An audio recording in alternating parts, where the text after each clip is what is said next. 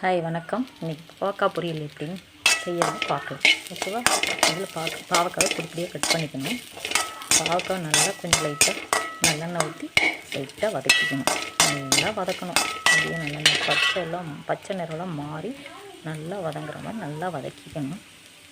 அப்புறம் வெங்காயம் ஒரு சின்ன பெரிய வெங்காயம் கட் பண்ணி வச்சுக்கோங்க. 2 பெரிய வெங்காயம் கட் பண்ணி வச்சுக்கோங்க.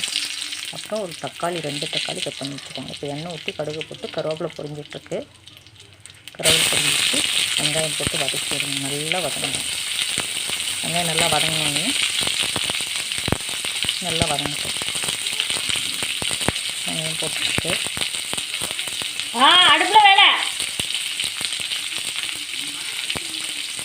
வெங்காயம் போட்டு வெங்காயம் நல்லா வதங்கணும். வதங்கிடுச்சு. அடுத்து தக்காளி போட்டு நல்லா வதக்கிக்கோங்க. அது எப்படி வதக்கணும், சீக்கிரம் வதங்கணுங்கிறதுக்காக நம்ம என்ன பண்ணோன்னா கொஞ்சம் கல் உப்பு போட்டுக்கோங்க. தேவையான அளவு போட்டுக்கோங்க.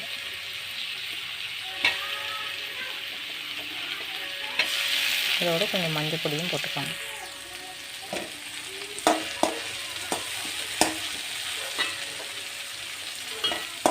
நல்லா தக்காளி வதங்கட்டும்.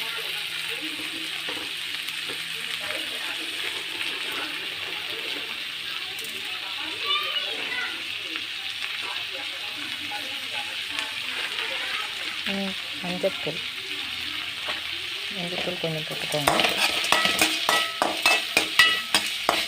தக்காளி நல்லா வதங்கணும்.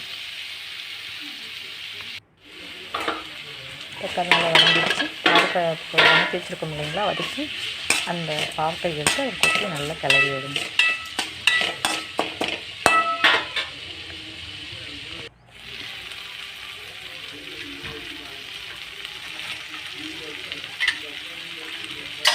நல்லா வதங்கிட்டு தக்காளியோடு சேர்ந்து பாவக்காய் வதங்கிட்டுதுன்னா கசப்பு கொஞ்சம் குறையும் இல்லைங்களா. நல்லா வதக்கிட்டு வேணுமா, கசப்பு கொஞ்சம் குறையும். நல்லா வதங்கிடுச்சு. இதே புளி கரைசல் இப்படிலாம் ஒரு சிறிய கோழின்ற அளவு போதும், லைட்டாக போட்டிங்கன்னா போதும். அதை நல்லா கரைச்சி அதில் ஊற்றிங்க. தண்ணி தேவையான அளவு ஊற்றிக்கோங்க. புளி கரைசல் ஊற்றும்போது தண்ணி தேவையான அளவு ஊற்றிக்கோங்க. காய் கம்மியாக போட்டிருக்கேன். ஒரு பாவக்காய் ஒரு சின்ன பாவக்காய் போட்டிருக்கேன். உங்களுக்கு தேவையான போடும்போது கொஞ்சம் வெங்காயம் தக்காளியும் கொஞ்சம் அதிகமாக கட் பண்ணி வச்சுக்கோங்க. இப்போ மிளகாத்தூள் தேவையான அளவு லைட்டாக போட்டிங்கன்னா போதும். ஒரு டீஸ்பூன் கம்மியாக போடுங்க. 3/4 டீஸ்பூன். ஒரு 2 பாவக்காய் தான், சின்ன பாவக்காய். சாம்பார் தூள் அது 1 டீஸ்பூனுக்கு மேலே போட்டுக்கோங்க.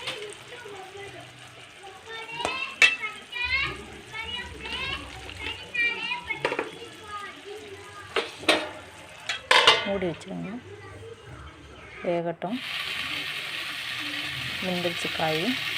தேங்காய் துருவி போடுங்க. தேங்காய் நல்லா நிறைய ஒரு 1/2 மூடி தேங்காய் இருந்தால் போட்டு துருவி போடுங்க.